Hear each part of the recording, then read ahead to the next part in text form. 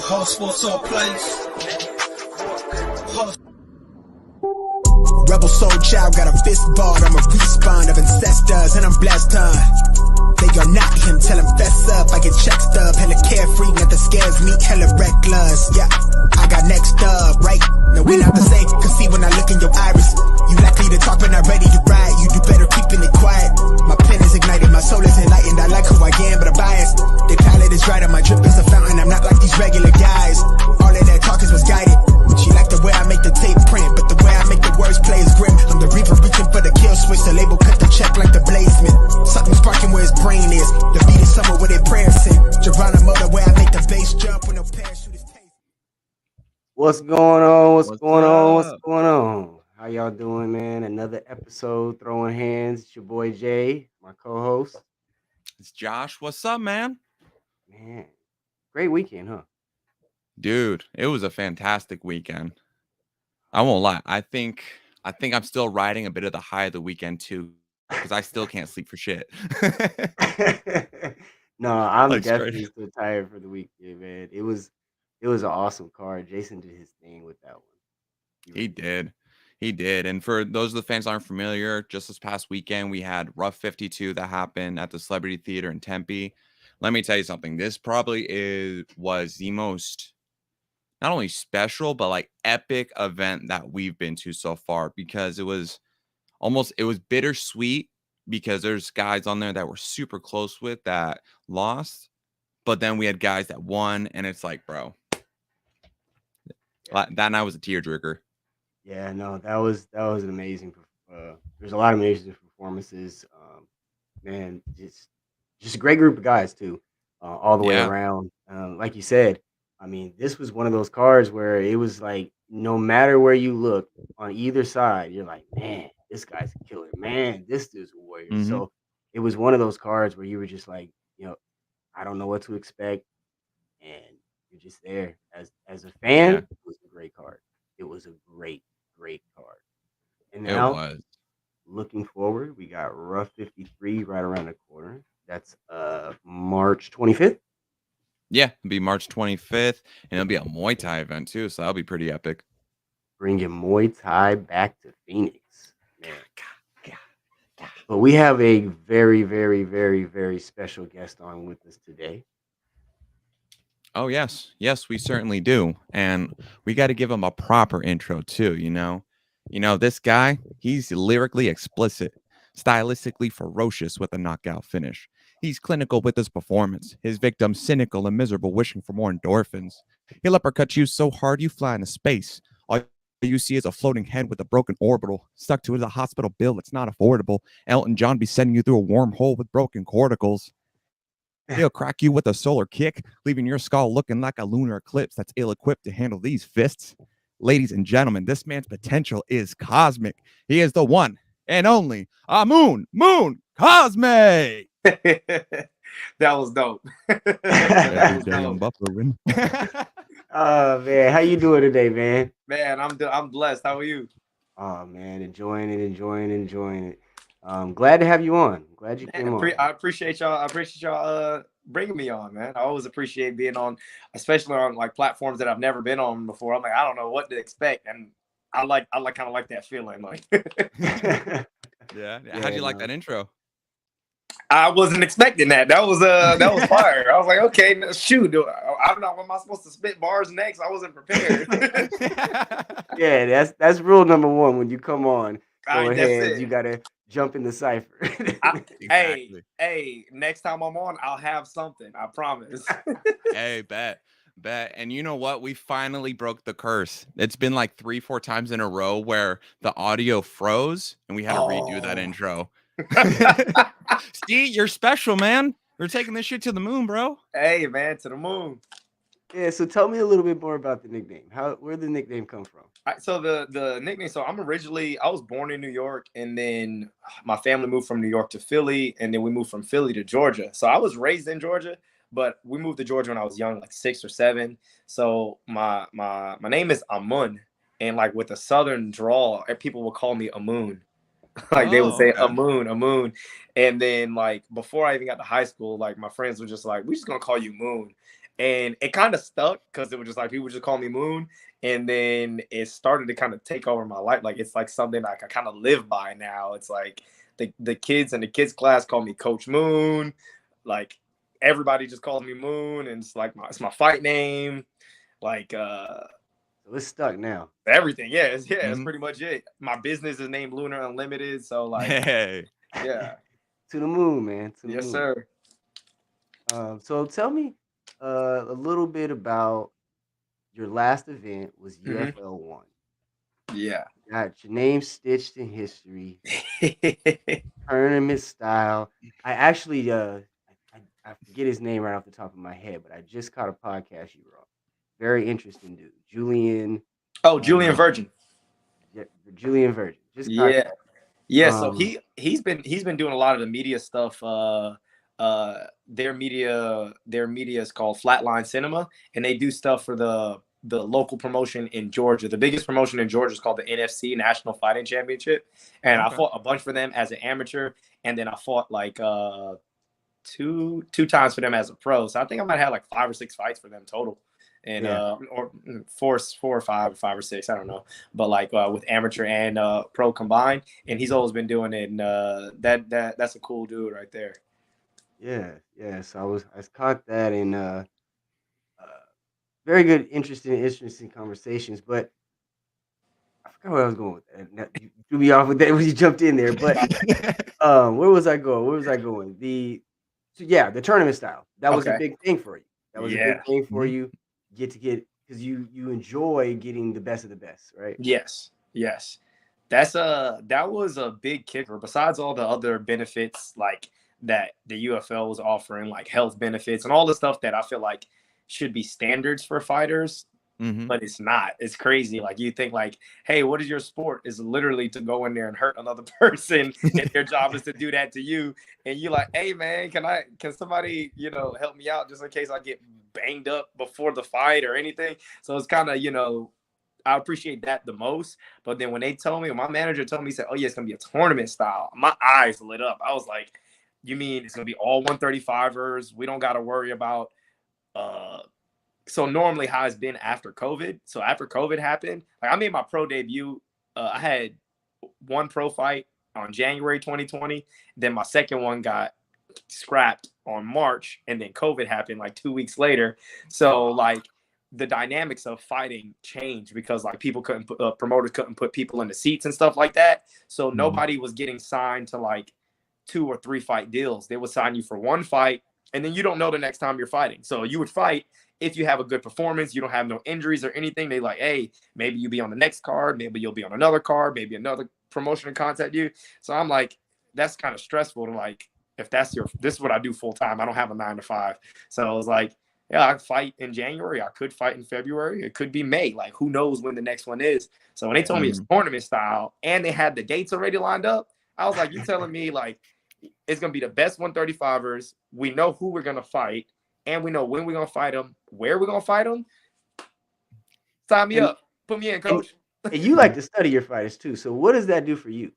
Oh, man. Like, all fighters are tough. Like, like you don't have to prove to anybody you're tough. You're stepping in a cage and you're going to physical combat with another person. So when, fighters do this rah shit, like to me, I'm just like, dude, we about to go to war tomorrow. All that rah stuff, save that energy for the fight. Cause like the best fights I've ever had were been with the guys who were like super just mellow, just like, it's kind of a weird respect thing. And it's like, okay, this guy knows that we about to go at it tomorrow. Right. And all the guys that's done the huffing and puffing, like those guys normally like don't last more than a round or two. You got a couple guys that are like, it's still bang, but like for the most part, that shit is like a false sense of confidence, a false sense of security in your own head. You got to hype yourself up for this fight. It's like, if you got to hype yourself up, that means there's doubt back there somewhere, But yeah, like I love to study the opponents, and like, man, I tell people like my coaching staff is like a coach full of goats, man. Like I got a stable full of goats,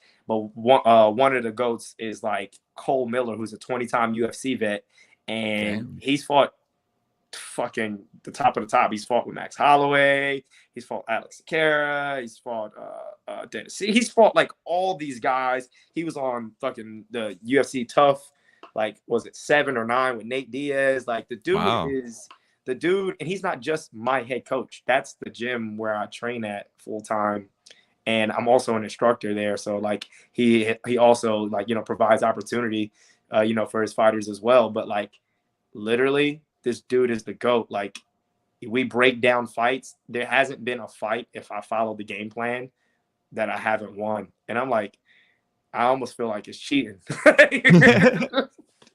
Yeah. See, hey, that's a good cheat code to have. Man, what? Yeah, for real. And so the first time I was working with MMA Stalker and we went to the weigh-ins for the UFL 1. I actually didn't get invited until just the day before because I didn't know about it. And it was like a last minute thing. So I was like, holy shit, you're telling me all these guys are going to be here? Let's do it. No doubt about it. And, funny enough, I actually remember when me and Ro from MMA Stock, we were walking inside Legacy Sports Center. You were actually behind us. You were doing a live stream. And I just loved your whole attitude through the weigh-ins because you were fun. You were like chatty, but you were like cool, mellow. You weren't doing that huffing and puffing. Yeah. And like the picture for our thumbnail that we did, I chose that specifically just because the pose that you did, like, bro, that was the shit. That was the shit. I tell people like I be trying to have a good time. Like I've always had my best fights ever when like I'm just relaxed. Hey, sometimes I'm not in such a great mood and I still perform good, but like I've learned, I was reading this book. I do a lot of reading, and there's a book called The Champion's Mind. And I don't remember the quote right off the back, but it's like tension is when guys are like real tense and like rah rah. It's like tension is what you want people to think you are, but when you're relaxed is who you really are. And it's like we're already gonna go fight tomorrow, right? I literally don't get paid if I fight today, so I'm not gonna fight you on stage.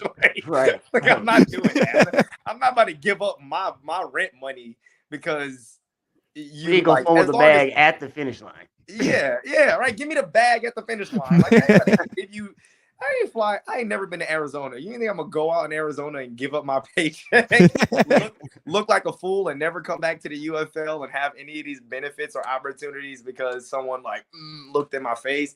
I'm like, as long as nobody do nothing crazy, somebody put their hands on you, then we're talking about something else. But like the whole like puffing up and like I was just in my zone. Like to me, like when you are yourself, you don't have to put on. Like it doesn't require energy. It doesn't require a different type of energy for you to be you, right? Like this is y'all podcast. Y'all can just be y'all. You don't have to say, okay, well, I gotta not say this or I gotta not. You're like, nah, man, I'm just gonna let it fly. I'm gonna be me. So you just let everything out and people can see who you are. And I always tell like fighters, a lot of like amateur fighters, they'll message me and contact me like, man, I look up to you. I like what you're doing. You set like a great example for us fighters. Da, da, da, da. And I'm like, man, it requires nothing to be yourself. And as a fighter, you're not set. Like, obviously, number one, if you want to be good at fighting, you have to train. So like you're talking a bunch of shit, but you're not a good fighter. It don't even like, no one cares. People come to watch you get knocked out, not the other guy. And then so I'm like, hey, like it doesn't cause you to be anything but yourself. But all these people that you're going to be in contact with also can provide opportunity for you in the future. So it's better for them to know you, who you really are, not just the fighter that's like, oh man, that guy's scared. Like, nah, man, I want to talk to you. Hello, Rampage. My name is Moon. And he starts roasting me on on his Instagram live. And then like, I'm like shooting thumbs up at weigh-ins and he's calling me Sideshow Bob because my hair is all out all crazy. I'm just enjoying the moment. And like, when I enjoy that moment, I perform so much better. It's like, it's a release of pressure. So I don't feel like we always get nervous before fights, but it allows me to just keep my heart composed and like really go out and like see things because like you can get Cole Miller. Like I said, he's a GOAT. Him and Lathan Lawson are my head coach as well as Bubby Mitchell. And they call it the fog of war. It's like, hey, when the bullets start flying, you might forget to reload because like bullets are whizzing past your face. So it's like in that fog of war, you have to be able to compose.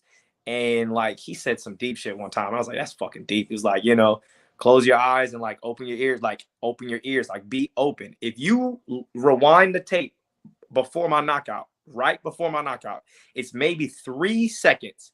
I hit the guy from Southpaw with a jab and I hit him with the jab, bang. And I realized like he parried, but he parried way too slow. I was like, oh, like I knew it was going to be a speed difference between me and him. He was really strong. So we didn't want to like lock up with the guy a lot. We wanted to stay, you know, keep our distance and throw straight strikes. So I hit him with the jab, bang, and he parried late. And I was like, all right, cool. I'm going to do it again because he didn't counter. And when I did it again, I pumped the jab. He parried like I thought he would. And I switched it to a hook. And the hook landed directly on his chin. Boom. And as soon as I hit jab hook, you can hear my corner say, Moon, there it is. There it is. Like I made the right read. And 3 seconds later, I get the knockout. And it's like, that's what like you have to do. You have to be able to listen. Like, yeah, I made the right read. So I'm thinking, oh, I made the right read. But then when my coach tells me, hey, bro, you made the right read too, it gave me a boost of confidence. Like, oh, when I went back, I'm not going back no more. I'm going forward. So when I came forward, that was the end of the fight. So like, to kind of bring everything full circle is like, well, that's why we do our studying in our film. Like we like to break down people. It's like, if you're good at striking and I'm good at grappling, why am I going to give you more of an opportunity to win? Yeah. So like, that's what happens in our film study. And that's what we like to do going in. Like I said, all fighters are tough. We know that.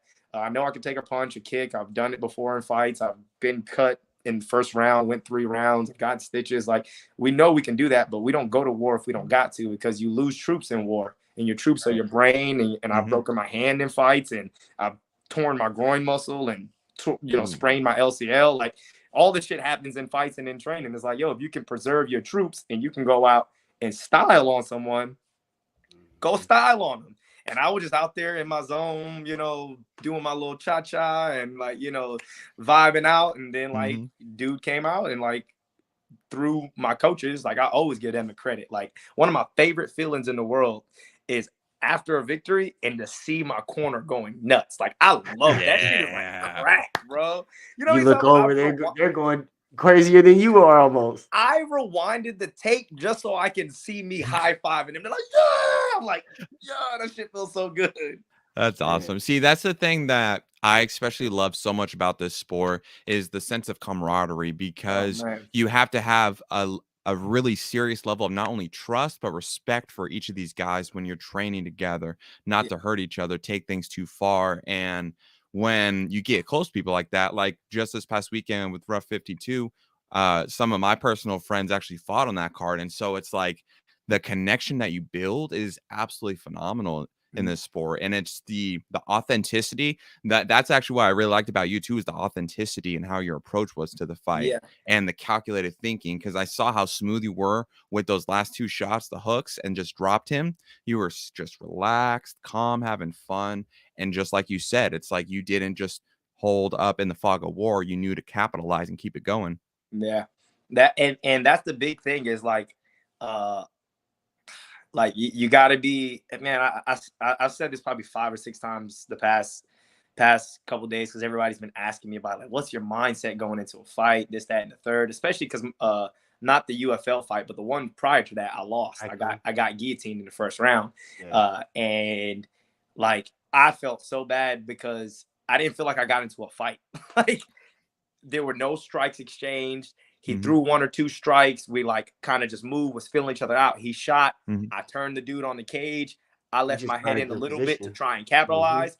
And he's a guillotine machine. And I was holding out for that guillotine for about 20 seconds. I couldn't breathe for 20 seconds. That motherfucker was cranking in every position. I'm like shaking. And he flipped me one way, flipped me the other way. And then finally, like the lights started going out. And I was like, man, fuck. Like I just got styled on. Like at the level at which we're fighting at, it only takes 1 or 2 mistakes, but you really have to be in tune. Like you said, you had friends that fought that night, some won, some lost. I had a really good friend and a teammate who opened up the fight, and he didn't have that. He didn't get the dub. He fought a hard fight.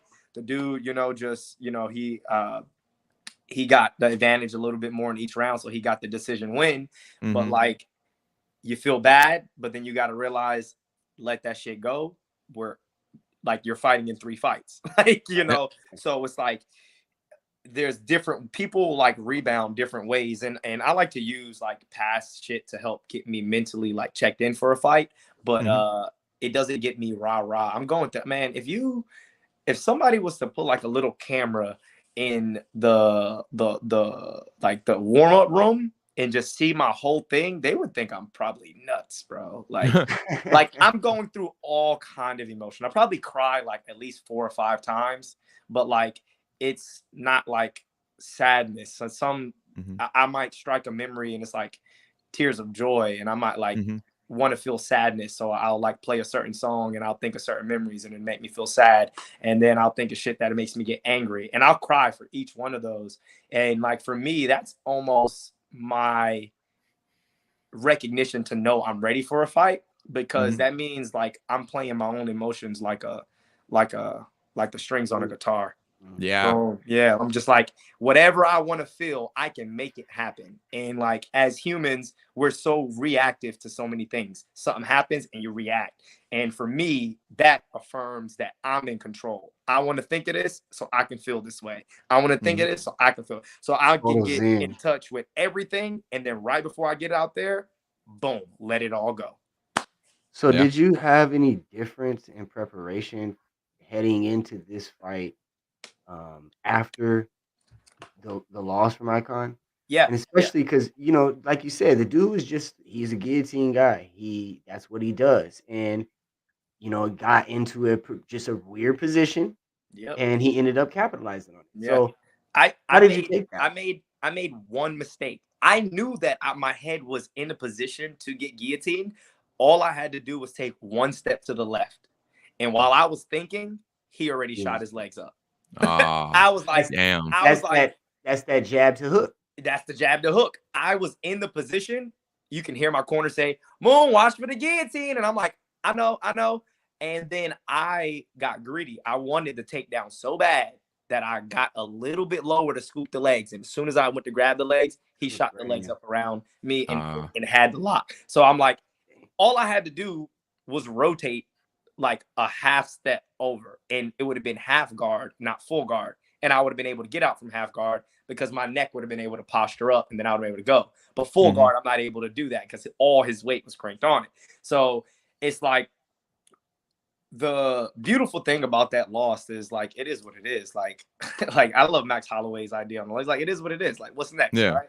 Like, you can make it way worse than it is. Obviously, the competitor in me doesn't like a loss, but like, what are you gonna do? Fucking cry over it, or are you gonna go and do the work? The progression of Moon in my fight career, after every win, me and my team go back and we do what's called the debrief. On Monday, whenever we get back from wherever we fought at, we go back and we break down the fight. Even when I win and we say, Moon, you did this wrong, you did that wrong, this guy didn't capitalize here. This was literally, Cole is a GOAT, and he tells me like it is. He told me after one performance where I won every round, he was like, this was a C+ performance. And I was like, that's exactly how I felt. Damn. I won every round. It was like a C+ performance. He said, you did this good. This guy could have capitalized here. Then I had one where I finished in the first round. We came back to the drawing board. He was like, this is a C+ as well. I was like, all right, well, I thought it was like a B+, but like, tell me where I'm, like, you to go, right? You've been there. You fought fucking everybody up to Max Holloway. Like, what am I not seeing? Even on a win, we're almost treating it like a loss. So like, after that loss, the mentality though. Yeah, it's like, I want to fix my gaps before the next guy thinks he has them. You know what I'm saying? Yeah. So like, after that loss, the training process wasn't 100% different because we always treated my wins like they were losses. So like, we record training sessions. So like, we go back and watch sparring film. We do all this shit all the time anyway. So it wasn't a matter of like a lot of big things. There were little things that made huge differences. Huge. When I say huge, I mean like, I tweaked maybe 3 things in my training camp, and I had the best training camp I've ever had in my life. And I wrote it down. It was my formula. I was like, I found the sweet spot. Like, this many weeks, this many conditioning sessions, this many.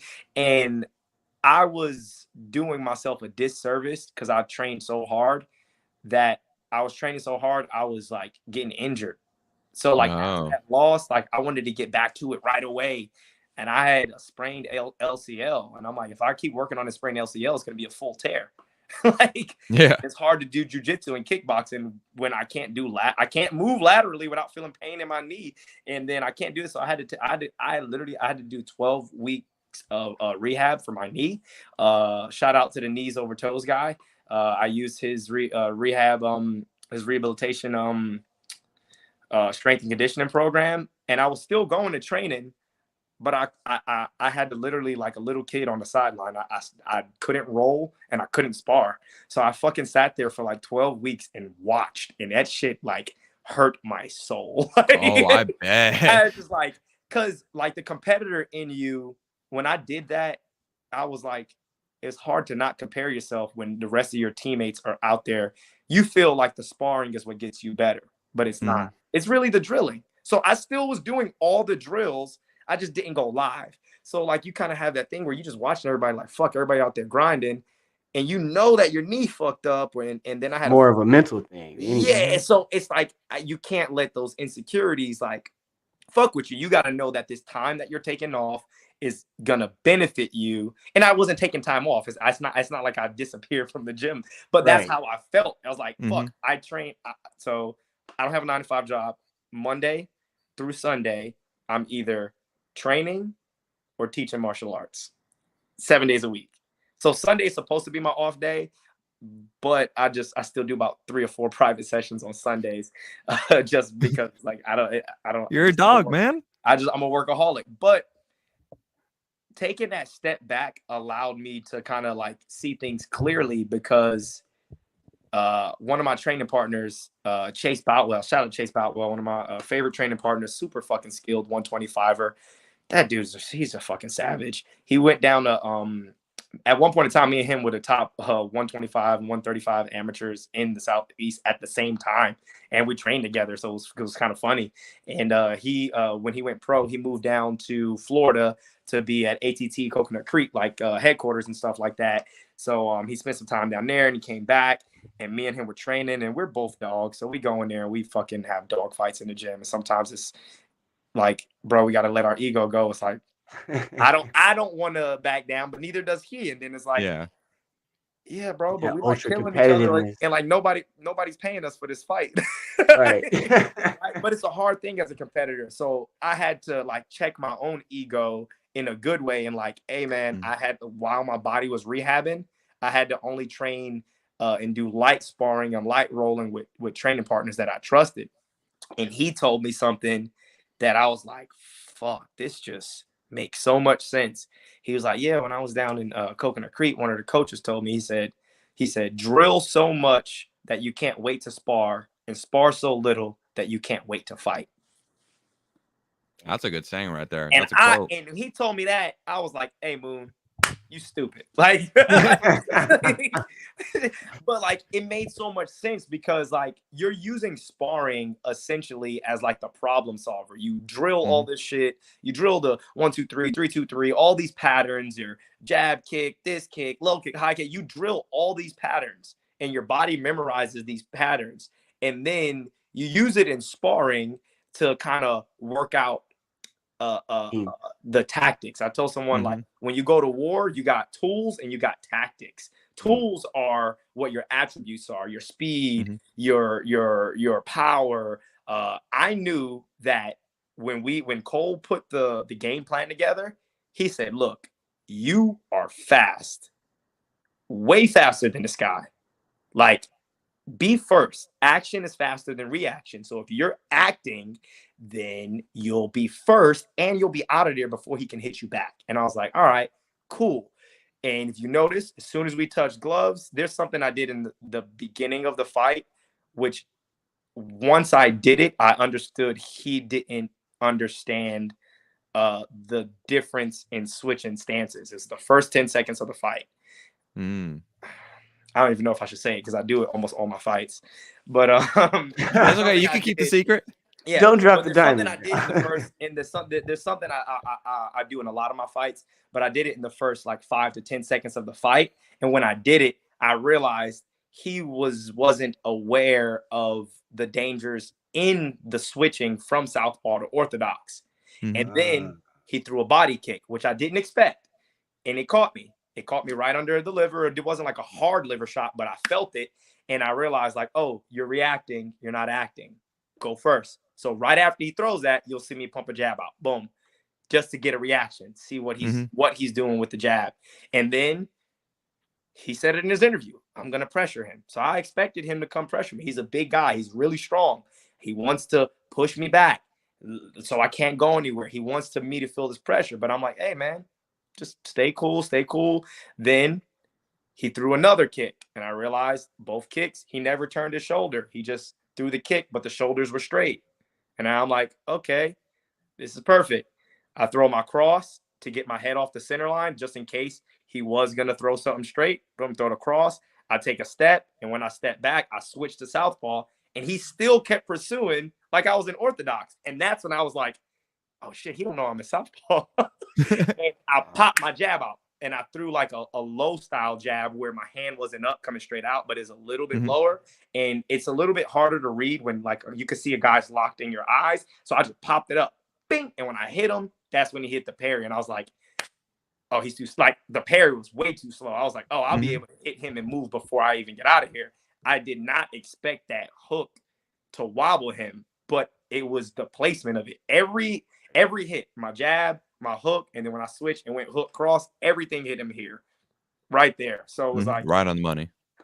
He wasn't. You don't have to be powerful if you're precise. And it's not that I have knockout power, obviously, but like I was precise right then and there. And like Cole put the game plan together. And it's like, I need to do more. I need to drill so much that I can't wait to spar. And I need to spar so little that I can't wait to fight. And that was the formula that changed this fight camp for me. Damn.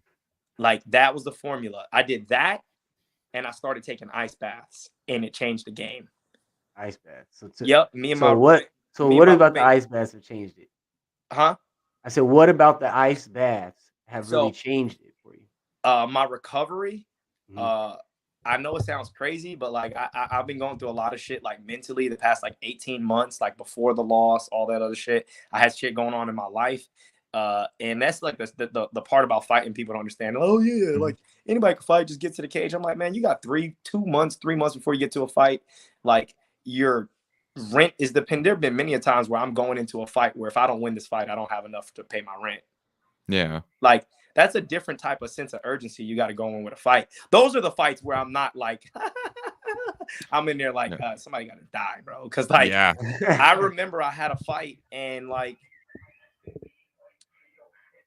I was moving from an apartment complex and I had to put a down payment on the house that we're about to rent. You got to put like first month's, last month's security. And I didn't have it. And I'm like, I'm going to get this money next weekend. And then my opponent didn't show up to the fight. Wow. So I didn't get paid. I got paid like, I got paid my show money, but I didn't get paid show money, win money, sponsors. No, I spent like $1,600 on t-shirts. So because I normally sell a bunch of t-shirts at fights.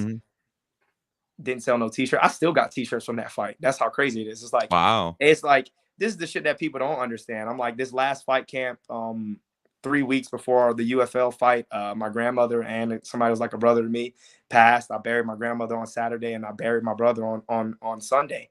And it's like, I didn't spend time with my family, even though my family is grieving and going through all this shit. I'm showing up at funerals and like, fuck, I got to go back and do the last three weeks of hard training.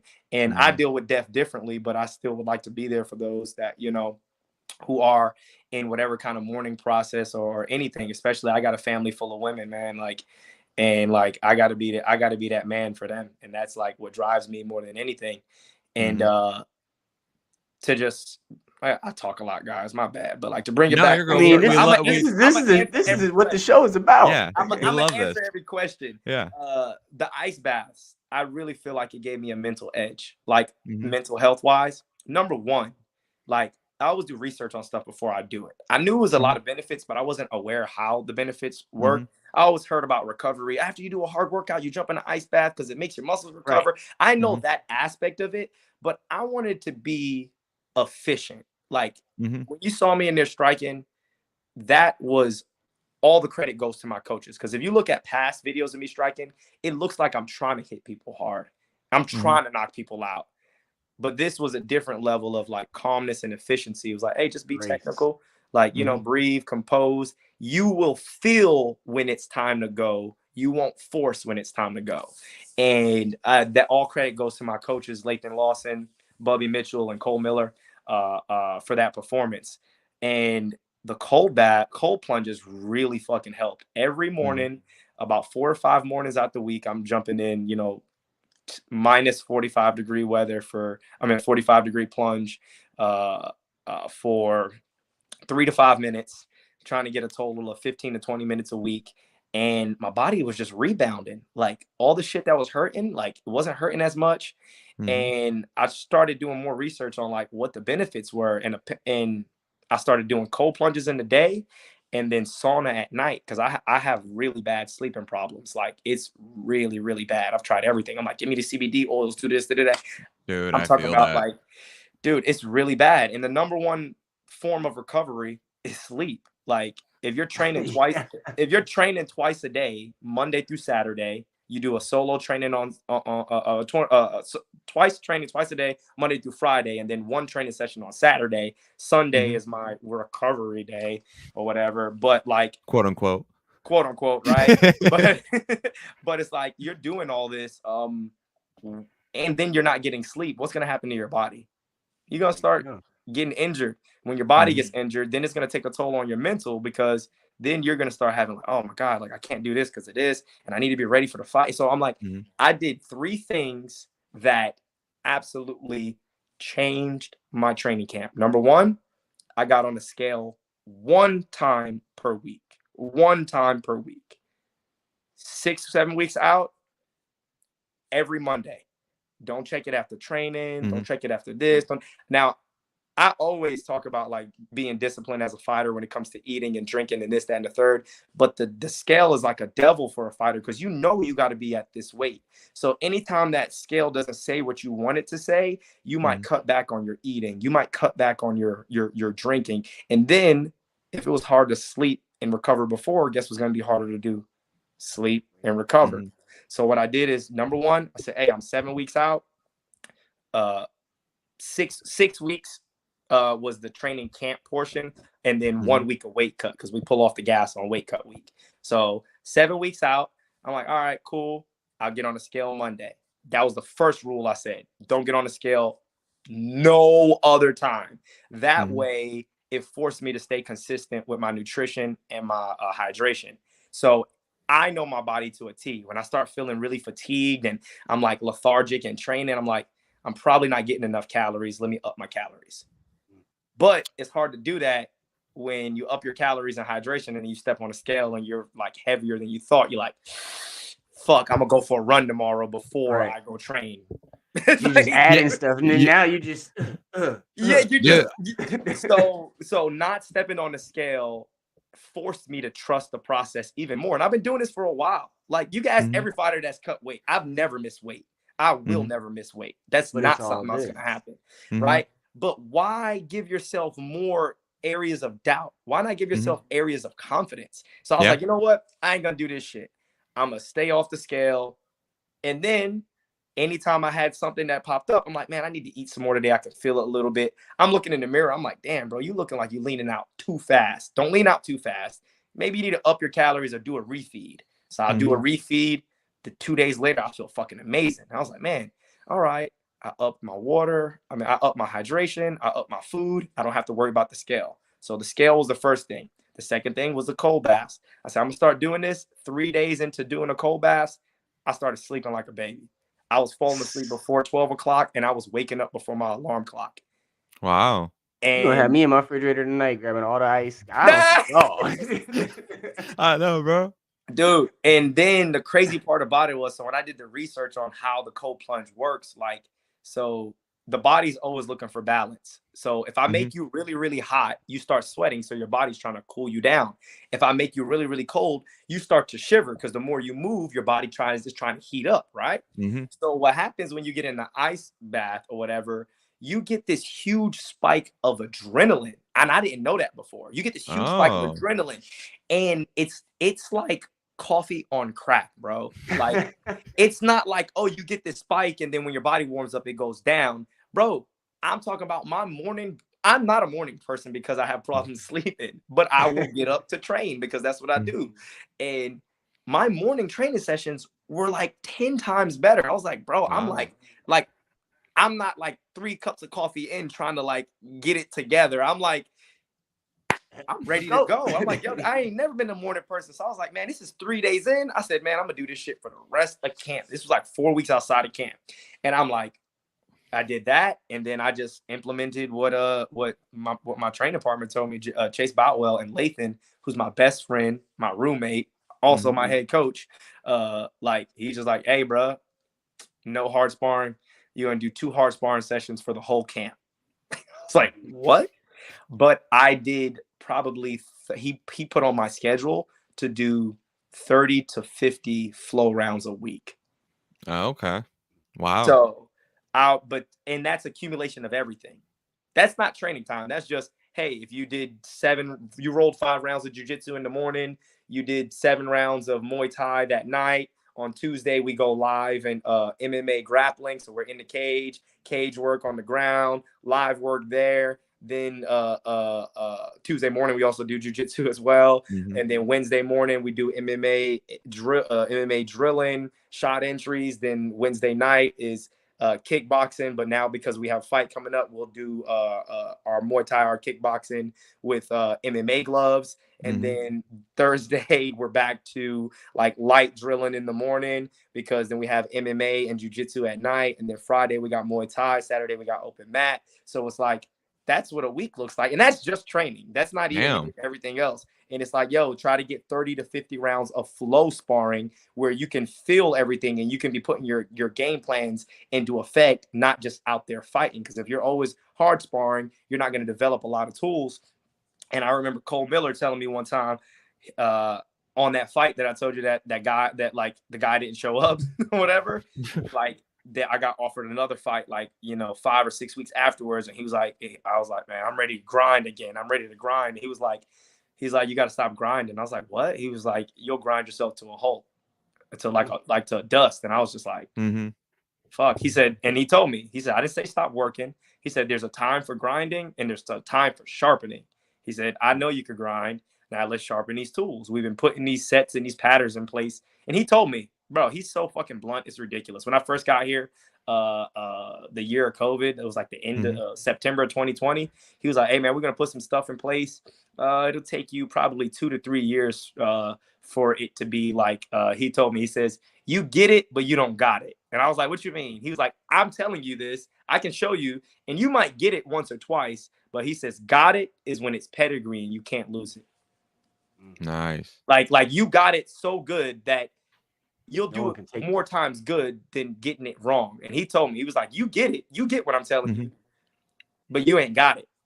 Okay. And I never was like, no, but I got it. I was like, you right. I was like, I ain't got it. And I was like, well, how do I get it? He said, just keep doing the work. He says 2 to 3 years. I promise this will be a style that you can implement that will benefit you in MMA. And he had me doing these same fucking patterns over and over and over. I would come in on open mat days and I was like, hey man, can you hold some pads for me or whatever? He's like, yeah, do these warm-up drills. And he just go in the back. I'll be out there for 45 minutes doing these same fucking drills over and over. Then he would come out with the paddles and stuff. You warm? Cool. Let's go. And then we would do the same patterns on the fucking paddles, same patterns on the pad, same pattern. And it's just been like hammering over and over. And at one point in time, I got discouraged because I'm like, man, I'm doing these patterns. I feel like they're not like fucking clicking. And like, I feel like it's stifling my game because I move and I do all this stuff. And then now look. It's all come together now. All come together. Like, yeah. Yeah. And see, so the thing that James and I, we not only love to talk about, but strongly emphasize is to really learn the human side of the sport and the human side of the fighters, because, like to bring a full circle with the UFL, a lot of people don't understand the type of hardships these fighters go through. Like you said, like the type of mental conflicts you've gone through the past 18 months and having to go through it still, having to, while everybody else is going through these hard times, you yourself as well, you still have to stay that committed in the gym, because the sport is beautiful, but it's also unforgiving to an extent, because you haven't seen any other promotions offer healthcare benefits, stock shares with it, as well as the fact that you got the F3 Energy sponsorship for your camp as well. These type of opportunities didn't come for fighters throughout this entire time, and people really don't understand that, and the true dedication and the blood, sweat, and tears that guys like you put into it. Yeah, and my like I said, my head coach is also my best friend, and they do like I said, I got a stable full of goats, man. Shout out to I'm gonna keep saying it, Lathan Lawson, Cole Miller, and Bubby Mitchell, because. And then I also have to give a special shout out to Kurt Reinhardt, who's my first ever MMA coach. And we still talk, and we still I still get training sessions in with him too. But Lathan Lawson, he told me, he was like, man, fighting is the most unforgiving sport on the planet. Remember that it'll take everything from you. It'll take everything physically and your brain. Like, think about that. Everything from you. And it will leave you with nothing.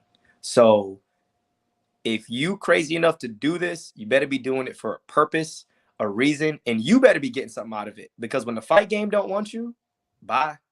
Like, who's next? They want who's hot, who's now, and who's next. Right. So if you're hot, it's gonna be now. But realize that now is gonna turn to next. And a part of, like, when I say my character, I don't mean like a character like a front, but like My bad. Somebody texted me. Part of my character, like who I am as a man, is I want to be a shining light. I want to be a positive influence for everybody that I run into. I obviously know that not everybody's going to like me, and not everybody going to be a fan of Moon, but I'm okay with that. But the big thing is, one of the things I heard is, like, be aware of how you treat people on the way up, because that's going to be the same people you see on the way down. Yep. So it's like, I just remember these things about, like, the fight game and, like, life, and that's what I get out of this, like, for real. Like, I tell people, the fighting part is selfish. It's for me. Like, it's 10% of what I do. But the things I get from fighting, I give back to my students, and I give back to everybody that I can help out with, my family and friends. I just had the shit's right here. One of the kids in our 4 to 6 year old group, like, wrote me this message. It's like, Coach Moon is the best coach, and they gave me a gift card with a video message. And, like, I'm like, this is the stuff that people don't see that makes way more impact than, like, me fucking dancing in a cage, and everybody's like, oh, that's fucking fire, you were hanging out with this. And then I go back, and, like, my whole 4 to 6 year old class is like, I saw you on TV, like, yo, you wrestle so good. I'm like, yeah, I was wrestling, but, like, yeah, and see, that's the beauty of the sport too, because the stories that you get to tell, because the human side of the fighter, these hardships that you go through, and to persevere and get to the top in that way brings so much inspiration and hope to these people, to these kids, that, every person, as they get older, they're faced with the crossroads where they either follow the right path or the wrong path. And when you don't have solid role models, people that are really like you, for example, you have more people that's going to take that wrong path. But with people like you get more people motivated to take that right path, to become the best version of themselves, and to be a source of inspiration as well. Right. Yeah, And like, one thing I did notice that you talked about a lot too is the energies. And, you, from just our conversation now, you absorb all that good energy. So when you're able to return energy back, it's all great energy. And a lot of times, going back to that point, is a lot of fighters we talk to coach. A lot of fighters we talk to coach kids. Yeah. And for a kid to see someone that they see as a great role model, someone that's giving them just positive energy constantly feeding that positive energy to them, and then for you to go and turn into that killer for 3 rounds, and them get to see that, and then come back and bring that positive energy. That is the reinforcement that words can't always get to a kid. Yeah. It's That it's just that's really dope. that's the biggest things. Like and like I said, my coaches aren't just coaches; they're also mentors, and they're men that I admire, right? They're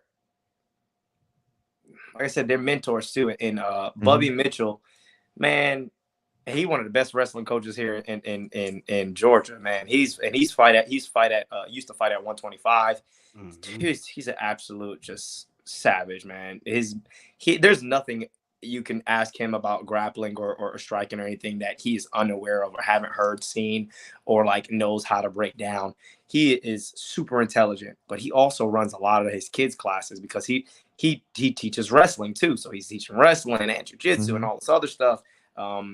And he told me something that changed my perspective on how I teach, because sometimes these little kids get out of hand and I'm like, oh my God. Like I teach a group, like today I had fucking 12 or 13 4 to 6 year olds in the same class. It's like hurting squirrels. I'm like, bro, like no, like herding squirrels. Like, damn it. Like, and then I have the 7 to 9s, and then I have the fucking 10 to 15s who think they're grown ups. And I'm like, hey, bro, I'm 31 years old. Don't you fucking talk to me like that. Like, I'm about to whoop your ass. Okay? But like Bubby told me, he was like, discipline without rapport brings about disobedience or something like that. It was like, if you try to discipline a child without having a relationship with them, they're just gonna defy you because they're like, who the fuck are you? And I am strict with the kids. I'm very strict. Only after about 2 or 3 months of like building rapport. So like if I teach if it's new kids joining the class, then kids will follow like what everybody else is doing. But like class schedules change. There are big like new groups. I teach at 2 gyms. I teach at Cole's gym and at Bubby's gym. They're best friends. Their gyms are 25 miles apart. And I am blessed to be able to train with both fight teams, both gyms. There's no gym animosity. They are best friends. So like, they're like, hey, team training on Tuesdays and Thursdays at Cole at Rush, and MMA team training on Wednesdays and Thursdays here. So it's like we have more of a stable, and then we have 2 different dynamics of fighting. I call Rush the dungeon, and then Cole's is like the academy, the prestigious, like, you know, like everything is super clean with him. But like they've also helped me with coaching the kids as well. It's just like he provided that little nugget, and I was like, man, I can't tell these kids not to do something or ask them to do something if they don't see me do it, because then I'm just a boss. I'm not a leader. So I teach the kids how to be leaders. Like today, I've been telling these kids for 4 months. We had a new class. We got a new class or whatever 4 months ago. And I'm like, hey guys, we got one rule. Rule number 1 is safety first always. But we got one rule: run around the cones. Don't cut the cones. The first week, I was like, hey, if you cut the cones, I knew it would be funny. You have to do 2 push-ups. 2 push-ups. I'm like, yeah, it's not that bad. 4 months down the line, because I've been implementing this rule every single day I teach class, I said, hey, if you cut the cones, that's 50 push-ups and 50 squats. Everybody's like, what? I'm like, wow. I'm like, it shouldn't be that bad because you just go around the cones. Like, just don't break this rule and there won't be consequences. Right. And it was a learning moment today because I was gone for a week, and then I came back and everybody's all like got this energy, and like 2 or 3 times the kids cut the cones. I'm like, go to the corner, do your 50 push-ups. I'm like, serious, go to the corner, do your 50 push-ups, 50 squats. Cool. Then the kid did it again. I was like, what do you do? Go back.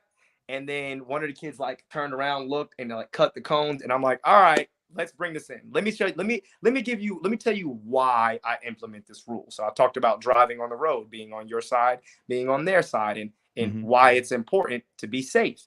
So I go over that, and I said, what's more important is that you weren't paying attention and you broke a rule.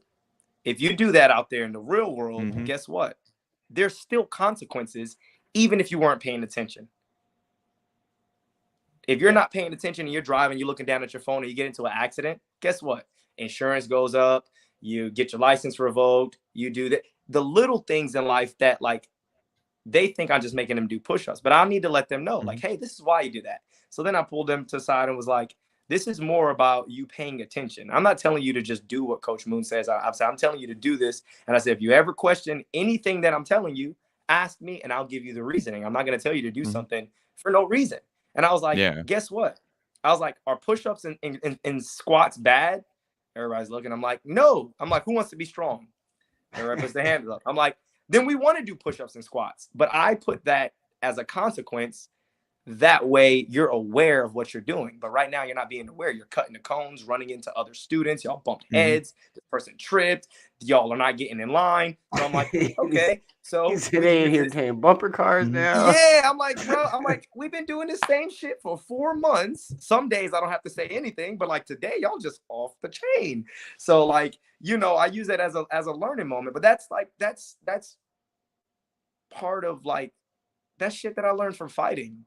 You know, paying attention to the details, like knowing that there are consequences for making mistakes and things like that. And it's like that's stuff that I can give back to the kids. And that's like the shit that people don't see. They only see the belts and the lights and the glamour, and they don't see all the other stuff, the struggle, the beautiful, beautiful struggle, because it's a beautiful struggle, man. Yeah. That's why you made me think of this just now, but there's a book that I read, Special Ethics by Reverend Joseph Sullivan, wrote it back in the 50s, but he said something like, do not sit with idle hands when you've been blessed with so much potential. Be courageous in your endeavors as you embrace the journey of life and bring peace into the world and onto others, and be an inspiration and be a source of hope. Yeah. Hope is a powerful thing. You can call it hope, call it faith, whatever it is. Like having that little light at the end of the tunnel, like that shit can change the world. Like there's sometimes you're down, you feel like you're down and out. One of my favorite fights ever watching. I remember watching this fight and I was like, this guy is going to die in there. This was the Darren Elkins fight. I forgot who he was fighting. You know, Darren Elkins, he has the damaged tattooed on him. And he is in there getting the life beat out of him. This guy is just the guy he's fighting is on another level. Like you're like, oh my God, this guy is doing whatever he wants. But Darren Elkins at that time, because you can only have a granite chin for so long before it starts to fail you.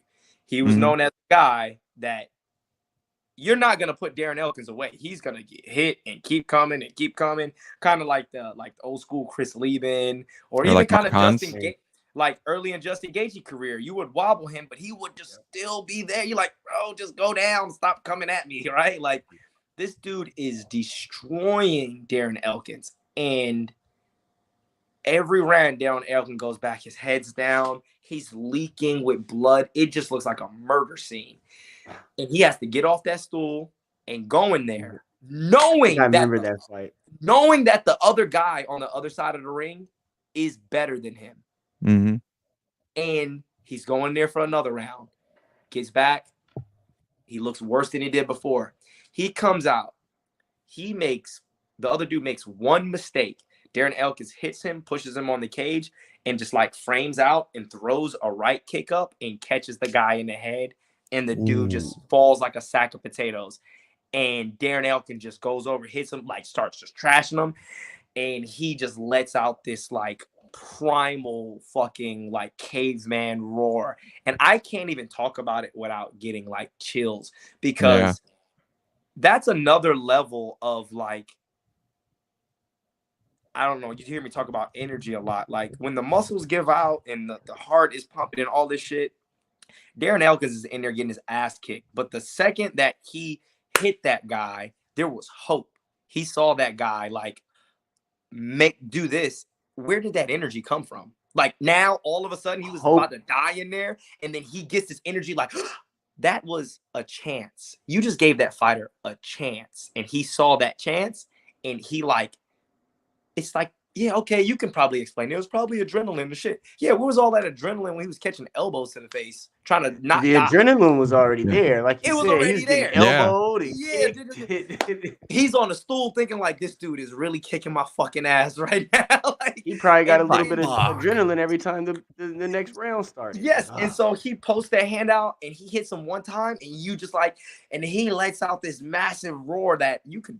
Everybody had to feel that shit. I was watching it and I was getting like chills. I was like, oh Damn. my fucking God.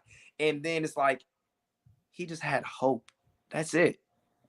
Yep. And every time he was on that stool, it was just, there was a chance. As long as he could get up, even if he was taking an ass whooping, there was a chance. And fighting's like that sometimes. Sometimes like that little chance to just be all you need, man. That little hope is all you need. So anytime like fighters, like you said, or most of the time their coaches, like they're inspiring hope in the kids. I teach literally probably over 50, 60 kids, like from all ages 4 to 15. And then I also teach adults too.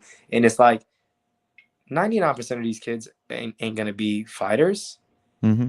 But like you're giving them hope and you're giving them something to look up to and you're giving them things that they can use in their everyday life. And like fighters find that. I think all fighters have that little bit of like motivation or inspirational thing about them, because what you do, literally, you have to drive yourself to the edge of insanity just to just to perform. You got to fucking cut 20 pounds in 10 days or 15 pounds in 2 days, and then gain it all back, and then stare down and then fight this guy under these lights in your fucking underwear. Like what are we talking about? Like. I mean, but hey, if you feel that you have the potential for greatness, then it's almost you have this innate obligation to do so. And it's through that obligation that you'll find reverence in the lives that you change. Yeah. I absolutely. One of my greatest fears is being average. Like I don't mean like, oh, like I'm saying it's a fear. No, like that shit like haunts me. Because I know it takes no effort to be average. Mm-hmm. I'd rather be the last motherfucker in the pack. But guess what? The last motherfucker in the pack, their progression is going to come way faster because it's so much easier to just make better decisions and better choices. The person in the middle literally is giving no effort, and they're satisfied with being in that extremely comfort zone that they don't have to try very much. And like, not in a cocky way. I feel like I can be good at a lot of things. My whole entire life growing up, all I did was test myself. And you don't know that it's insecurity when you're young, but everybody's doing something. So you're like, oh man, I want to do that. Like I grew up around hella artists. When I say artists, I mean poets, musicians, painters, draws, animators, like crazy. So seeing all the kids draw, and I'm like, can I draw? Nah, let me throw this shit away. Yo, let me give it a shot. Wait, this is supposed to look like Squidward. Why does this look like an ant? I've tried all the techniques. And you know, YouTube can't teach it. Kids is ruthless. They'll come over there. What you got? That shit ugly. I'm like, man, shut up, man. I was drawing your mama. Like, your pencil broken, huh? Yeah. So like, I learned how to draw because I couldn't draw. I learned how to write because I couldn't write. I learned how to do a lot of things and play a lot of sports and do a lot of things off of the simple fact I didn't like not being good at things. So I know, and like I said, I don't say this in a cocky way. If I want to be good at something, it's easy for me. When I say easy, I mean like I know the formula. It's volume and intensity over time. So the more work I put in and how hard I work will determine how long before I'm good at something. That's the fucking key to everything. Volume and intensity over time. How much are you working? How hard are you intentionally working? How hard is the thing you're trying to accomplish? And that will determine how far before you can become at least decent or good at it. You hear the 10,000 hour rule, right? So it's like, that's the formula. For me, I'm like, I've already tested that in so many areas, and like I can be good in areas, and I just found the area that I feel is my calling. And I don't want to be good because I feel like being good is so close to being like mediocre or average. Like they always say good is the enemy of great, because when people get good at something, they're satisfied, so they don't push themselves to the limit. But I'm like, I want to be fucking great, and I know on my journey of me trying to accomplish greatness that I'll be able to inspire others to do the same. Yeah, absolutely, man. Absolutely. This, yeah, man, this was a fantastic interview. We didn't get to the books though. We'll get next time. Yeah, we're gonna have to bring you we'll back on, get to the books, do all that stuff too, man. So before we start, getting out of here, I do have a couple questions that I always ask. Yes. So, because we didn't even get into what got you into it, man. So we're gonna have to have a round 2 with you, Moon. Yeah, for sure. So what fighter really kind of just got your juices flowing at a young age and kind of really nudged you towards this? So, all right, I'll give y'all the OG. I don't think I've ever told anyone this on any podcast. Ooh. Like, I fucking idolized Jackie Chan growing up. Hey, that's what's up, my boy. That's what's I'm talking about like Rumble in the Bronx, First Strike. I'm talking about before Rush Hour. I'm talking before about the fade. Legend of the Drunken Master. Like, everybody would always say, like, oh, who will win in Jet Li, Jackie Chan? I'm like, Jackie fucking Chan. All right. Like, Jackie was dope. Growing up, I always wanted to be a Power Ranger. I thought I was gonna be like the Blue Ranger or the Green Ranger or something, like when I was young. I got into a lot of fights and all that stuff, but like I guess I'm originally from up north, so like my dad, growing up, I always watched boxing. Like, my dad would have old VHS of like Muhammad Ali and fucking Tommy, like Hearns, and like all these classics, and I just loved that. I'm like, oh my god, like we just fucking watch it. And then when the UFC came, and like it was no weight classes, we had the bootleg versions on fucking VHS, and I'm watching Hoist Gracie and all these people. I really love Roy Jones. Who doesn't love Roy Jones, right? It hurt watching him get both those losses against Tarver though. Yeah, but like, watched obviously, Mike Tyson. I watched boxing first, and then I started getting into like Pride. And it's crazy that now I'm over here with fucking Rampage Jackson, because some of the first stuff I started watching was fucking Pride fights. Rampage and like Vanderlay and bro, I still remember this dude slamming people through the ropes and throwing them out the cage. I'm like, yo, he's an OG legend, like for real. And so I remember watching Rampage, and then I started getting into it. And then when they had that first UFC, the first UFC Tough House or whatever, with Forrest Griffin and Stephen Bonner, that just changed. That changed everything, because then it showed the fighters behind the scenes, cutting away, all this other stuff. And then I started watching UFC, and then like obviously you start watching the greats, the original greats, like obviously Anderson Silva. I was like, man, I want to strike like that guy.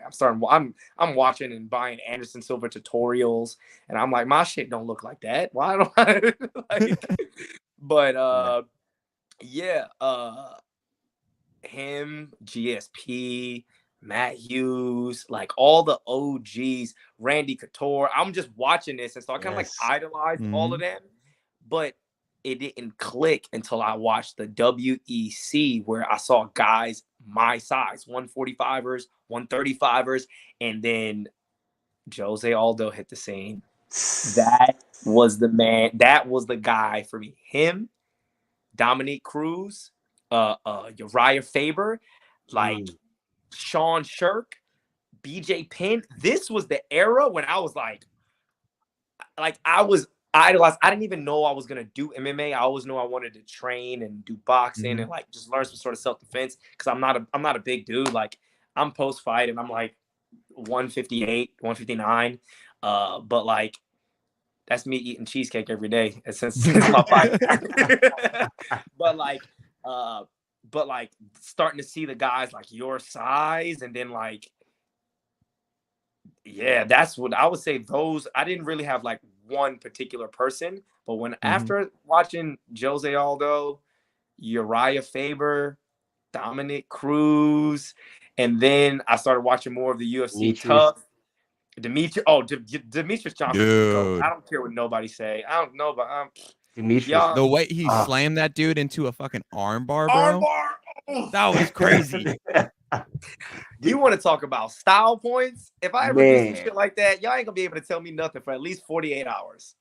Man, you taking it back, man, because Pride, when UFC that transfer, when they didn't know what they really wanted to do yet, they were still trying to figure it out. They were just throwing people into cages, and people were getting broken. Bruh. That was the days. That was I said they had a motherfucker in there with a gi. A gi. Royce Gracie was in there with a gi. Choking motherfucker. Exactly. He was wrapping that shit around people's necks and like, take that shit. I forgot who it was that was in there with the one glove. I forgot who the heck. I don't know who you're talking about, but I know what you're talking about. Oh, glove. He was a boxer. Yeah. I think he fought Gracie. I think it was either Gracie or Frank Shamrock. No. Oh, you might be right. I feel it was Frank Shamrock. I think it was. Yeah, I remember that. And he got like, it was like nobody understood what was going on. Yeah, what head want to go in there with one glove, bro. What are we doing?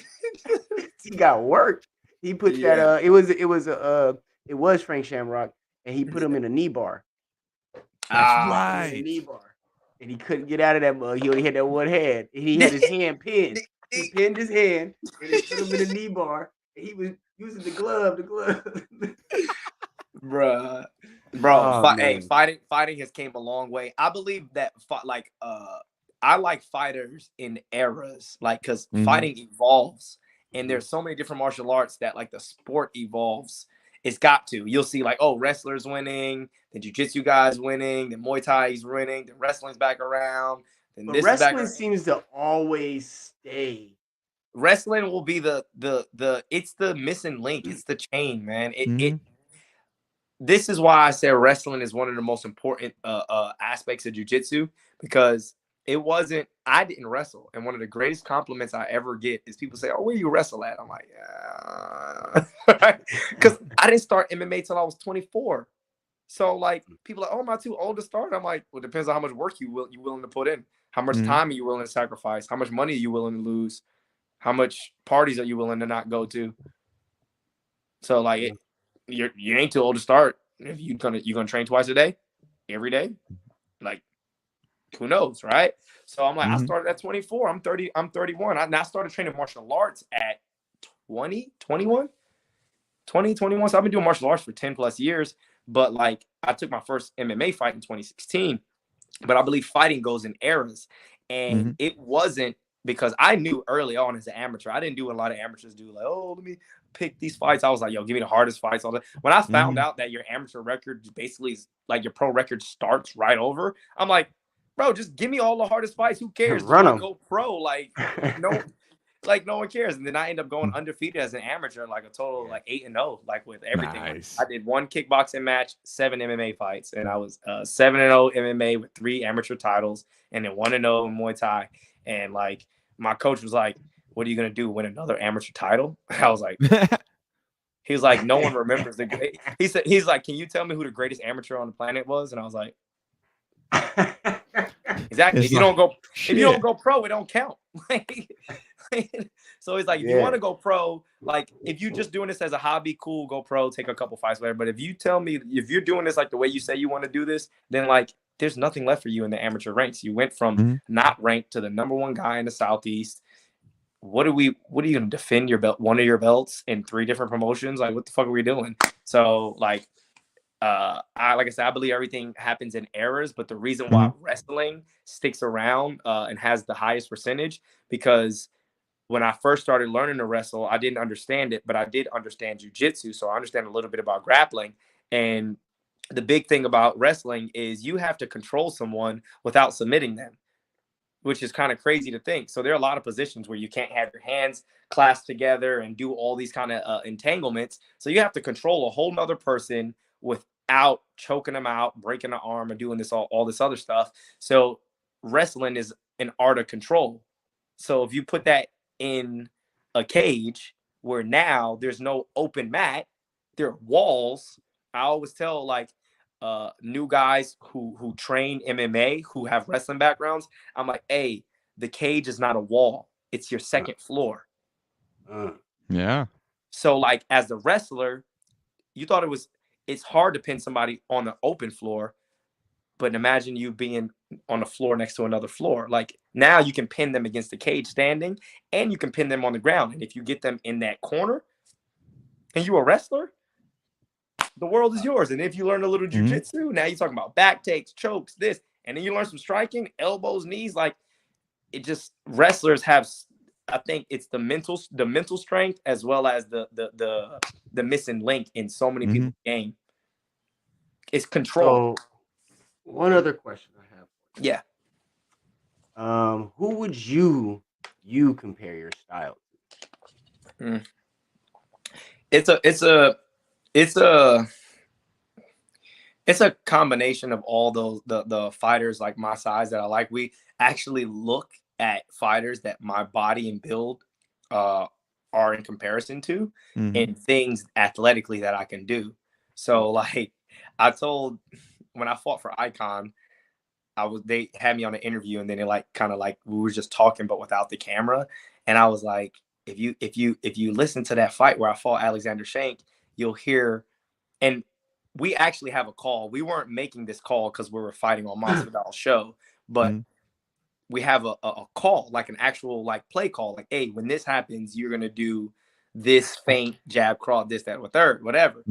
But this is how the coach and the fighter has to be on the same page, because we have, just in case the corner finds out, we have the same call for two different situations. So the fighter and the coach have to both be picking up on the same situation. I did something, boom, and then you'll see me bounce on my feet, and you'll hear my corner go, Masvidal, Masvidal. And I know everybody's probably thinking, oh, it's a flying knee or some crit, and it's not even that. It's something that Masvidal does when he strikes, especially from the southpaw stance to an orthodox stance. And it's a way he enters his strikes and the way that he does his switch steps. And you have to determine which one you'll do depending on the distance. So we got two calls. So if I do it once and the opponent hears it, they'll think that the same thing is coming. But it's a different read. Switch it up. Yeah. So I have another one. I can't wrestle like Chad Mendes, but he does some things athletically that I can do. I can wrestle, but Chad Mendes is world class, right? So there's a setup that we do for certain things for a shot entry, and there's a setup that we do when we want to fake the shot entry to try and get a knockout shot, or at least get a heavy blow to go and reshoot. So depending on what look we're getting, you'll hear Mendes, you'll hear this, you'll hear if you'll see some of my dancing style footwork where I'm really trying to just overload my opponents. It'd be like, oh, okay, like a Dillashaw, like a bit. So we literally have set stuff. I got, maybe y'all catch one. Hopefully, and before the tournament's over, you'll hear my corner say O'Malley. And then that's the one I want. Hey, if they say O'Malley, just know some crazy shit. See his stars. Hey, that happens. This is my best friend. Hey, this is my best friend and my head coach, by the way. Lathan. Yo, this is they're from Arizona. They got a podcast called Throwing Hands. What up? How you doing, man? What's up, man? What's up, man? I'm Lathan. Who's this? What's your name? I'm Jay. And I'm Josh. Oh, okay. What's the name of the podcast? Throwing Hands? Throwing Hands. Throwing Hands, baby. That's what's up. You guys train? No, I don't. No. I'm actually wanting to train. I actually want to fight by the end of this year, at least next year as an amateur, because I want to become a commentator. And what better way to really immerse myself but to train and fight myself? Like I even did a weight cut last year just to experience it. Wow, man, that's pretty bold, because that's almost the worst part about fighting. bro, I fucked up at the end, and I dropped 20 pounds in just 2 days, and it was just nothing but water fasting. And it could have been avoided, but I fucked up at the end. But hey, I still did it. I went from 176 to 155. Hey, what's up, man. Hey, That's crazy. Dude. that's a crazy feeling right there. Yeah, we dude. Get in the gym, man. Find you a spot. You're in Arizona, so they got some great gyms out there. Find you a spot, dude. Train, take it serious, and like you said, if you want to fight, if you want to do an amateur fight, then take it serious and get after it. Do you have any martial arts experience at all? Not. So it's funny because it's not necessarily like I've been training for years and years, but I've had friends ever since high school that were fighters themselves or trained. So I always messed around with them. Yeah. And then on and off. But then this last year and a half, especially since I've got more involved in the community, that's when I've been kicking in high gear. So I've done, I think, about like 6 to 8 months of like solid, consistent wrestling, jiu-jitsu, some boxing with a former boxer. And I just plan on everything I can go into it. That's what's up, dude. Heck yeah, that sounds good. That sounds like a good amount of time. Do you have like a head coach or anything like that? I did when I lived in like Havasu City, but moving back out to Phoenix now, I'm still trying to like find my spot. Yeah. But there's a lot of great gyms out here, like AZ Combat Sports. I love those guys there, so I hope to train there. But I mean, bro, what I love about this, what James and I have here, is the connections and the relationships we build with like you guys and all these other gyms. So it's get the opportunity to train with so many people, so many fantastic people, and it's a humbling experience, bro. It really is. That's true. Martial arts is the most humbling thing, especially for men. So my friend used to always say men inherently think they're good at two things: fighting, and guess the other one. That's it, dude. The 2 F's, bro. The 2 F's. Every man swear they good at both. Yeah. Most ain't good at either. Yeah. That's the thing. At least you ain't doing another one in public, so you don't get you don't have to put it on display as often. Yeah, you gotta do that behind closed doors, So, but now that's now with OnlyFans, welcome in. That is very true. Fucking dead, bro. Hey, it's just like getting in the ring, though. Like you said with I mixed swear, martial arts. after every fight, I always get a couple DMs. It's like, when you starting the OnlyFans? He's like, you're taking it to the moon. Let's show the moon. Yeah, hey. Yeah. So, all right. My last question that I always have to ask everybody on. All right. Prime. So you both in your prime. Who's your dream fight? TJ Dillashaw. Just answer this.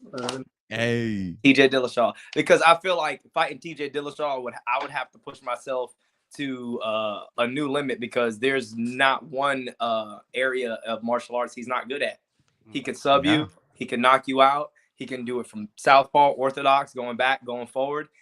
His shot entries are ridiculous. His wrestling's off the chain.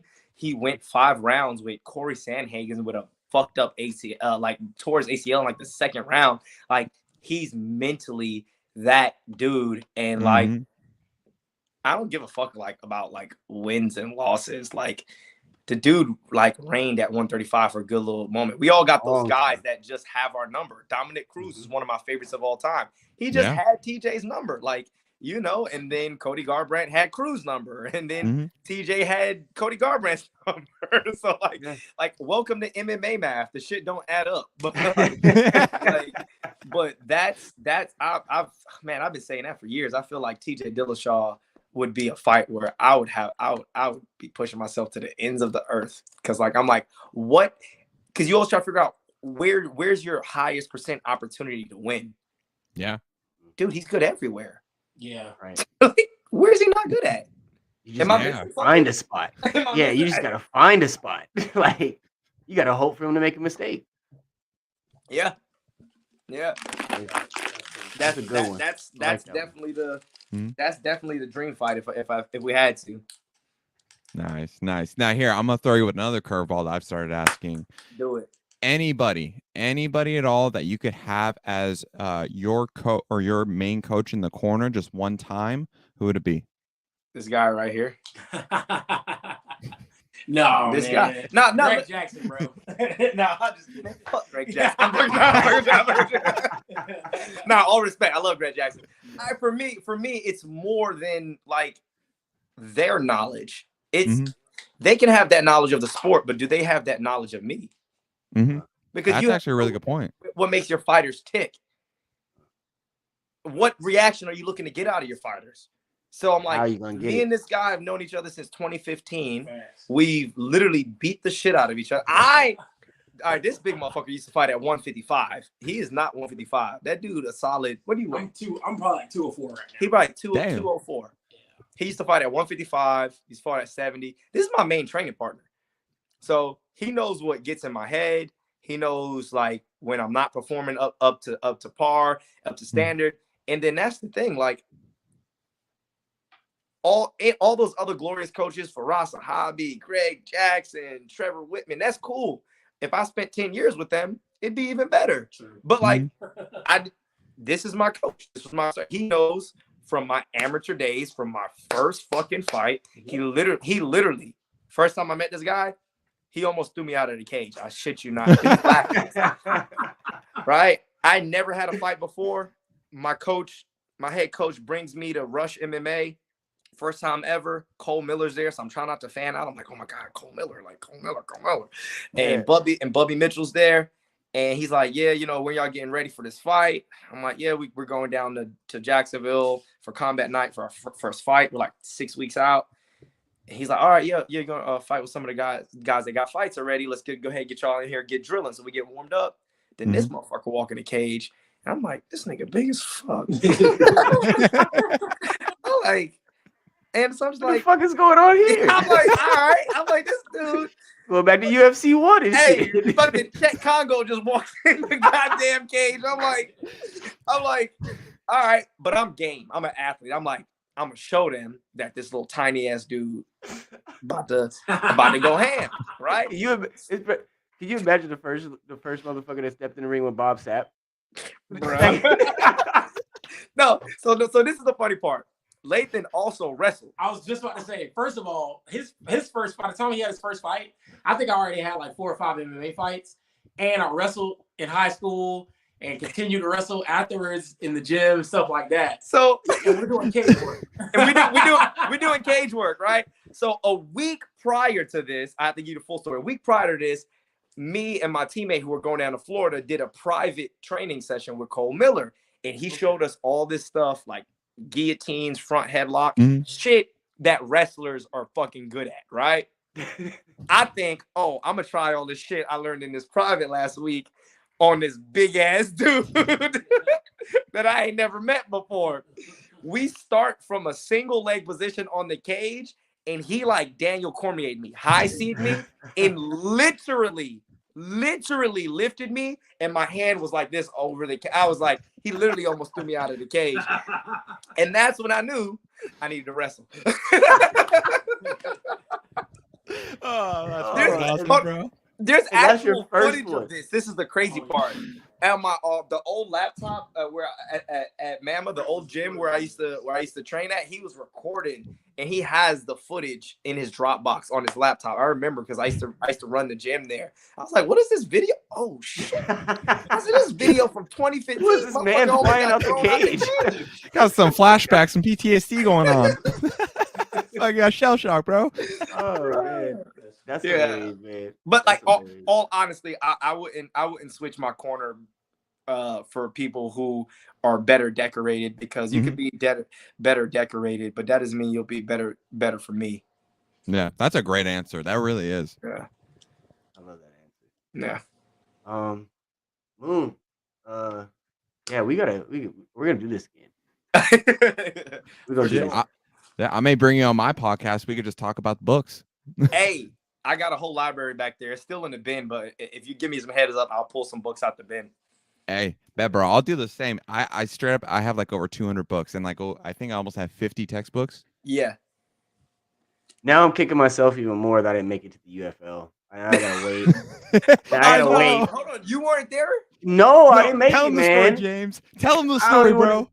Look, man, I didn't make it. Car wasn't working.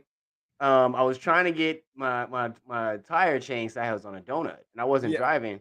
I live in Litchfield. I wasn't driving an hour and 15 minutes on a donut.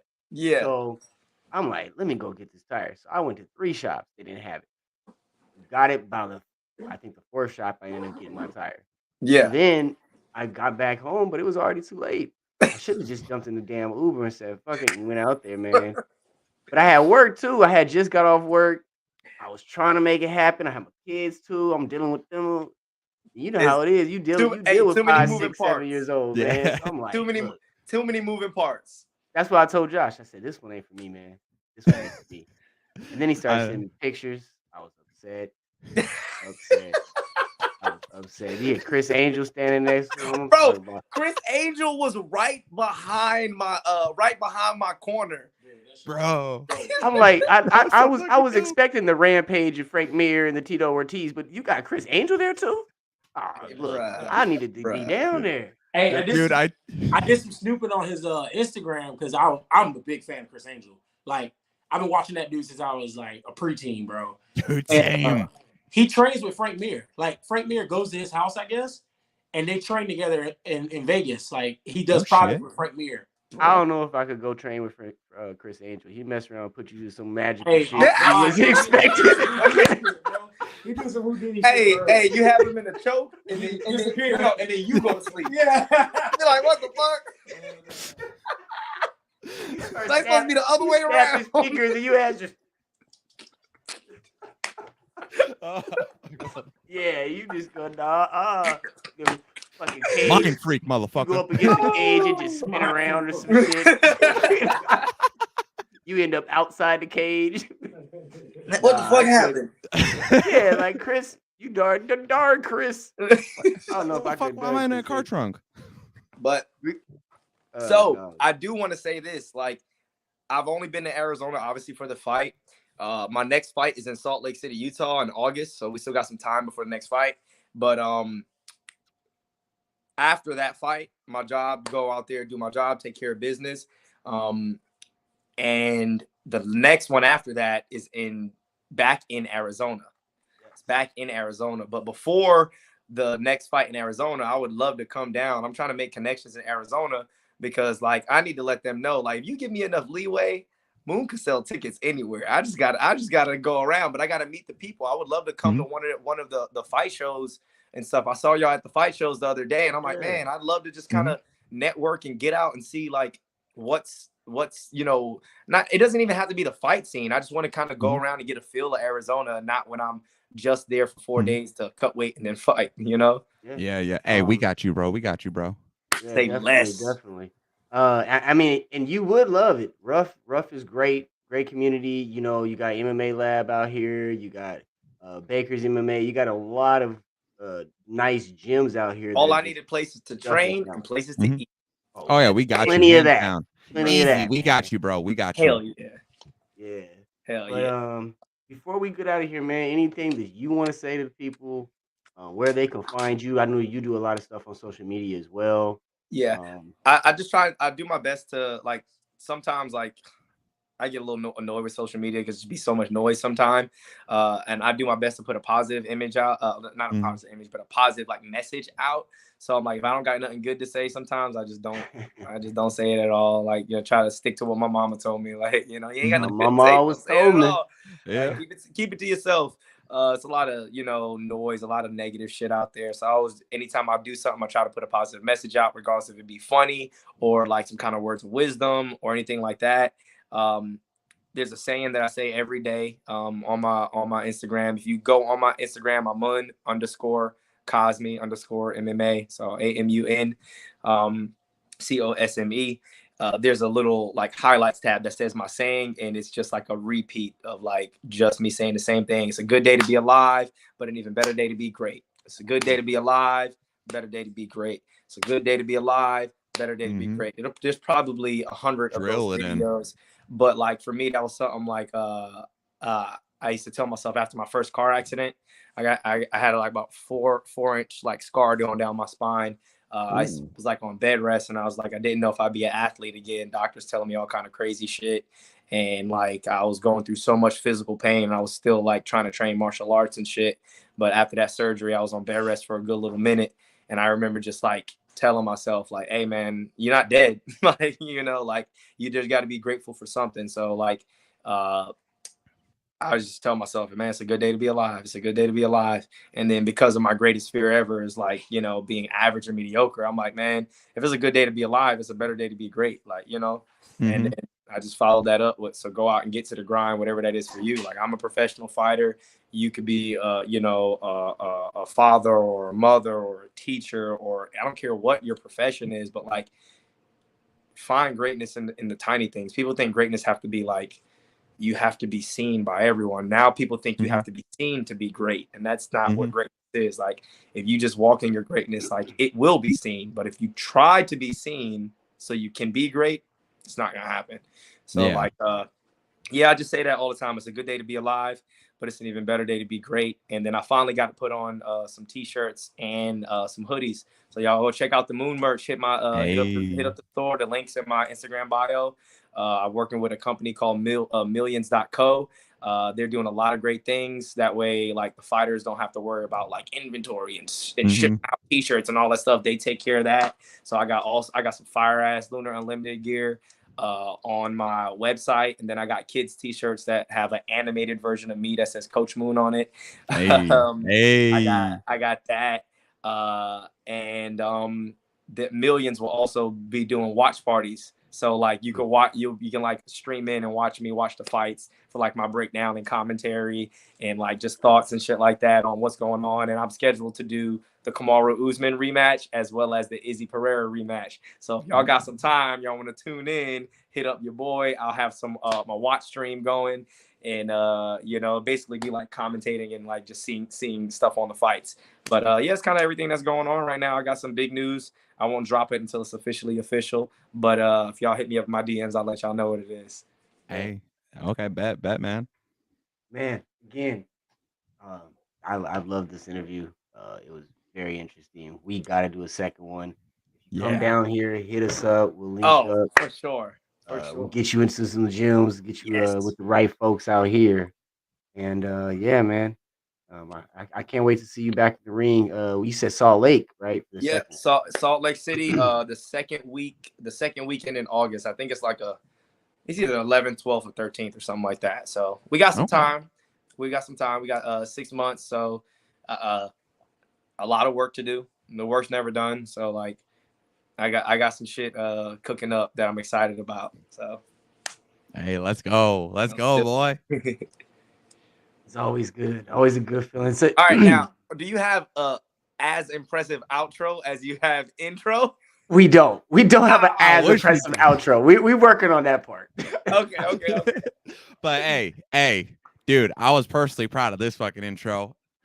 I was fucking with it. I was like, okay, he adding all the little moon and outer space punchlines. I'm fucking with it. Yeah, dude, I did spoken word and poetry writing all the time when I was in high school, and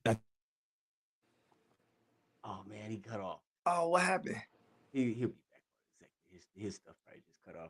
Gotcha.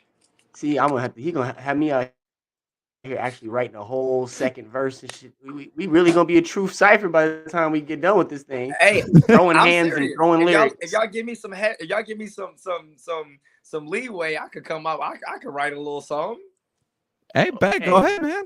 Yeah, let's do it. The next show, we gonna have our own verses ready. Hey, that's it. We'll have a live rap battle. Oh man, but yeah.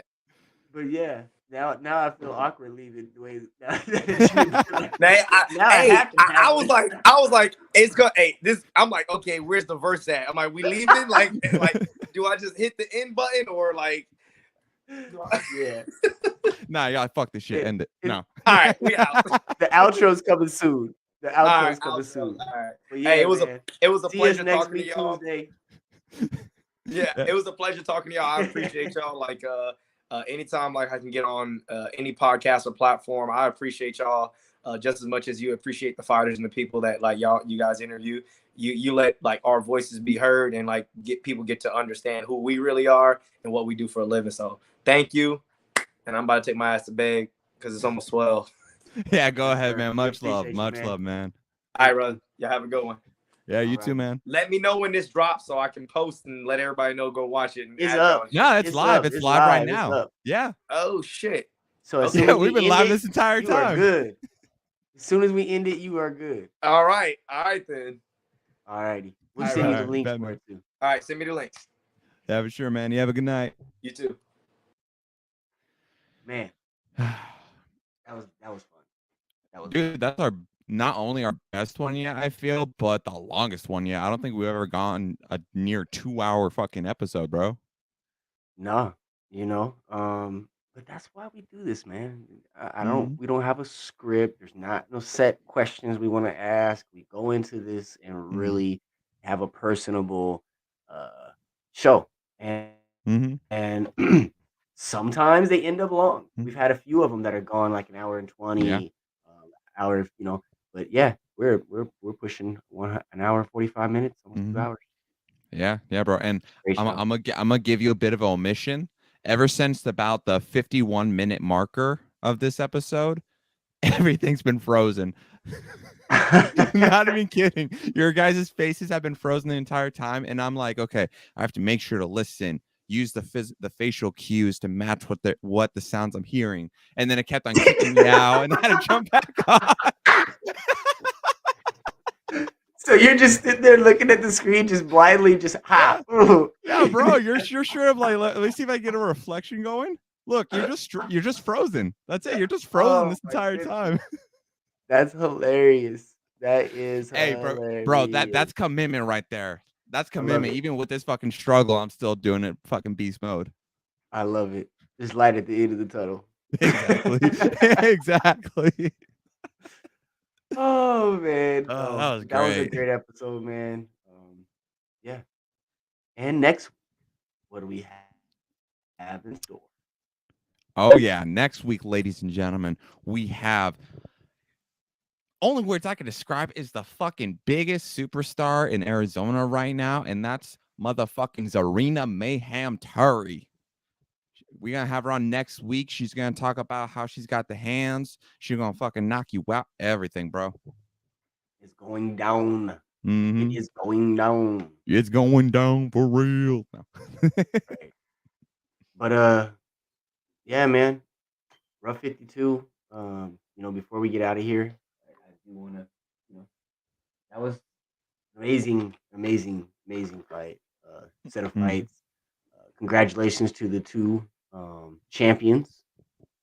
Trenton was able to keep his title, and Alex was able to win a title. He ended up defeating one of our previous guests, Mike Kennedy. Yeah, another bittersweet moment. Yeah, we still owe him a shot too. yeah, definitely. And we need to get Alex on too. Yeah. But yeah, man, another episode in the books. Another wonderful weekend. We look forward to Rough 53, March 20. What was that? 29th? 25th. Yeah, 25th. 25th. March 25th. And next week, again, we got Zarina on. So make sure to catch Throwing Hands right here on ASAP Sports. Whole sports, all plays. Whole sports, all plays. Rebel soul child got a fist ball. I'm a respawn of ancestors, and I'm blessed, They are not him, tell him fess up. I get checked up, hella carefree, nothing scares me, hella reckless. Yeah, I got next up, right? No, we not the same, cause see when I look in your iris, you likely to talk but not ready to ride. You do better keeping it quiet. My pen is ignited, my soul is enlightened. I like who I am, but I'm biased. The palette is right, and my drip is a fountain. I'm not like these regular guys. All of that talk is misguided. She like the way I make the tape print, but the way I make the words play is